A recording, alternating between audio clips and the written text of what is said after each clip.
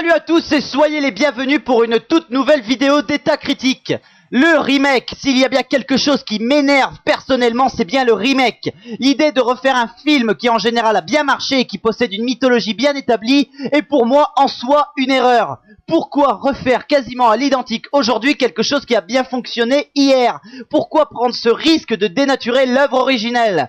La grande majorité des remakes que j'ai là en tête à la volée, je vous citerai Halloween de Rob Zombie, Massacre à la tronçonneuse de Marcus Nispel ou King Kong de John Guillermin. Pour moi, il y a dans tous les cas quelque chose de naze, même quand les films sont corrects, c'est la démarche. Il y a des films qui sont autosuffisants. Prenez l'exemple de Massacre à la tronçonneuse de Tobe Hooper. Pourquoi un remake ? Les initiateurs du projet diront pour faire partager un vieux film culte à une nouvelle vague de spectateurs. Oui, mais non, car Massacre à la tronçonneuse est tellement énorme que c'est un film qui transcende les époques, donc on peut aussi bien ressortir le film original au ciné pour les jeunes. Le remake a donc une mauvaise image pour moi de toute façon, qui réside premier point dans un manque d'imagination des producteurs, parce qu'un remake est pour moi d'abord un projet de producteur avant d'être un projet personnel de réalisateur. Deuxième point sur l'exploitation commerciale d'une valeur sûre. Le remake, en gros, c'est le film original moins la pureté de celui-ci. Et un film qui n'a pas de pureté est une œuvre sans but artistique. Malheureusement, oui, c'est comme ça que je vois la chose. Heureusement, il existe quand même des films, surtout un, qui a eu l'effet sur moi de ranger dans mes tiroirs certains de mes a priori sur les remakes en me collant une gentille baffe dans la gueule. C'est notre film du jour. Aujourd'hui au programme, le remake d'un des plus grands films jamais réalisés, référence absolue pour tous les films du genre horreur, thriller, suspense qui suivront les 50 années après sa sortie. Je veux bien évidemment parler de Psycho, sorti le 27 janvier 1999, réalisé par Gus Van Sant, remake du chef-d'œuvre Psychose, sorti en France le 16 juin 1960, réalisé par Alfred Hitchcock. Au casting, des têtes connues, Vince Vaughn, Anne Heche, Julianne Moore, Viggo Mortensen et William Macy. Remake de Psychose. Waouh! Quand je vois ce film, je suis encore sur le cul rien qu'à l'idée d'imaginer qu'un remake de ce monument du 7e art a été tourné. Faire un remake de Psychose, c'est comme pour moi faire un remake de Citizen Kane, un remake du Parrain ou un remake de Casablanca. Ce sont des intouchables, ce sont des chefs-d'œuvre inimaginables qui s'élèvent au-delà de tout ce qui existe dans le cinéma parce qu'ils ont marqué l'art au point que des décennies plus tard, ils sont toujours d'énormes sources d'inspiration. C'est donc logique que faire un remake d'un de ces films, refaire un chef-d'œuvre aussi important, c'est une démarche proche du suicide artistique. Mais avant toute chose, de quoi parle Psycho? C'est pas compliqué, vous avez vu Psychose de Hitchcock? C'est la même chose. Nous suivons Marion Crane, jouée ici par Anne Heche, qui succombe à la tentation de l'argent en dérobant 40 000 $. Elle décide de s'enfuir pour retrouver son amant Sam Loomis, joué par Viggo Mortensen, mais en chemin elle s'arrête pour se reposer au Bates Motel. Sur place, elle fait la rencontre du gérant du motel qui n'est autre que l'ombrageux Norman Bates, joué ici par Vince Vaughn. Je ne vous raconte pas en détail la suite, mais sachez que la scène culte de la douche y est, le meurtre d'Arbogast, la mère de Norman, l'enquête dans la maison, la révélation finale dans la cave et l'explication psychiatrique, tout y est. Ce film est un remake plan par plan du film original, c'est-à-dire qu'il reprend l'histoire mot pour mot, dialogue par dialogue, image par image. Psycho est une copie conforme de Psychose. Regardez Psychose et voyez ensuite Psycho, vous ne verrez pas de différence, c'est le même film. Le même film, j'insiste bien là-dessus car la logique de Psycho est unique en son genre. Alors c'est quoi l'intérêt pour Gus Van Sant de refaire le même film, plan par plan, d'un chef-d'œuvre qu'on ne présente plus? Ce qu'il faut savoir avant de répondre à cette question, c'est que déjà ma critique du jour va surtout être une analyse des intentions qui ont poussé à la réalisation de cette œuvre, plus qu'une analyse critique comme j'ai l'habitude de faire.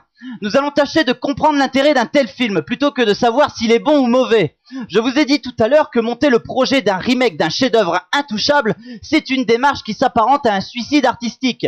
Ce qu'il est important de savoir, c'est que c'est aussi une démarche qui témoigne de la présence d'une énorme paire de couilles entre les jambes de son initiateur. Là, pour le coup, c'est Gus Van Sant qui montre qu'il a des coronesses. Il sait qu'il va se faire tailler dans tous les sens par tout le monde. Il sait qu'il joue peut-être sa carrière là-dessus. Il connaît les risques d'un tel projet, pourtant il décide de passer outre et réalise l'irréalisable. Rien que pour ça, je dis respect Gus Van Sant. Alors oui, vous pourriez également me dire, oui, c'est tout de même hyper prétentieux de sa part de se dire qu'il peut s'élever au niveau de Hitchcock.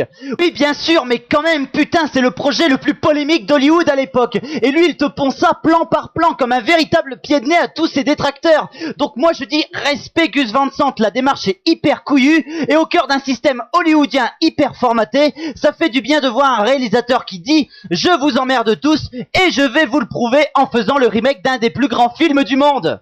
Soyons clairs cependant, Psycho est un film complètement inutile, mais alors complètement, il n'a aucune raison d'exister étant donné qu'il est la copie conforme du film original.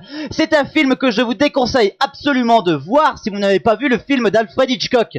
Comme je l'ai déjà dit précédemment dans une autre vidéo, quand vous avez la possibilité de voir un remake, assurez-vous que vous avez déjà vu l'original, sinon ce n'est même pas la peine.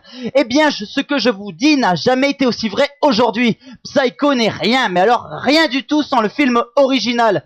Quel intérêt alors? C'est quoi le vrai intérêt de ce remake au-delà du fait que son réalisateur a eu des couilles de le faire? Pour moi, la vraie raison qui peut vous pousser à vous intéresser à ce long métrage, c'est son côté expérimental. Psycho est une œuvre mise en scène par un réalisateur talentueux. On parle quand même de Gus Van Sant, à qui l'on doit les magnifiques Elephant, Will Hunting, Harvey Milk, Last Days et Paranoid Park. Il sait donc parfaitement ce qu'il fait. Son travail sur Psycho s'imbrique au travail mené par Hitchcock sur le film original. Si vous voyez le film original et que vous observez ce remake ensuite, vous allez forcément être super attentif aux scènes du nouveau film pour retrouver des éléments du film original. C'est ça qui fait de Psycho un remake intéressant puisqu'il ne dénature pas du tout l'œuvre de Hitchcock, il ne cherche même pas à s'élever à sa hauteur, ni même de faire une autre histoire sur la base du même concept. Le remake s'impose juste comme un simple reflet dans le miroir dans lequel on appréciera de revivre certaines séquences fortes issues du film original. Voilà quel est le véritable intérêt de ce film. Intérêt qui ne rend pas le produit fini tellement utile, me diriez-vous. Mais là, le but n'est pas de faire un film utile, l'idée est de rendre hommage à Psychose, et pour Gus Van Sant, l'hommage le plus pur qu'il pouvait faire était de réaliser une copie conforme du film de Hitchcock. C'est pour toutes ces raisons que Psycho est pour moi un remake intéressant et très utile. Utile pourquoi? Parce qu'il bouche la voie à quiconque souhaiterait faire un remake à sa sauce du film de Hitchcock. La seule façon de faire un remake à Psychose est respecter de toute façon le plan par plan. Gus Van Sant l'a fait, il l'a fait honnêtement, il l'a fait pour être sûr que personne viendrait tenter de saccager le travail de Hitchcock.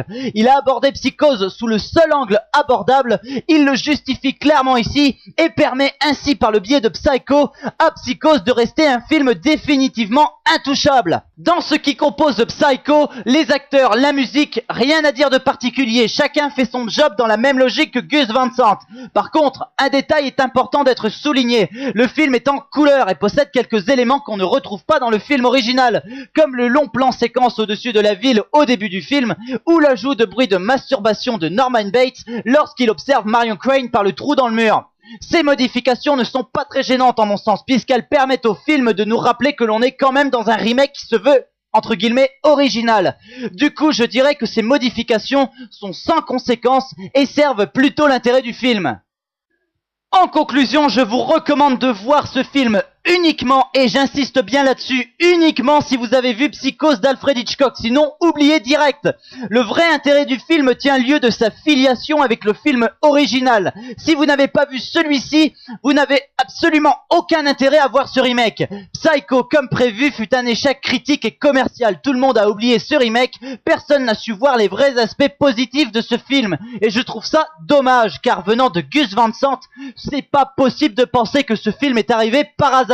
C'est un film totalement impersonnel, un film qui n'a pas de but concret quand on le voit comme ça, mais là pour le coup il faut gratter bien en profondeur, aller au-delà de ses a priori sur le concept de ce remake plan par plan et voir que ce long métrage n'est pas aussi inutile qu'il en a l'air.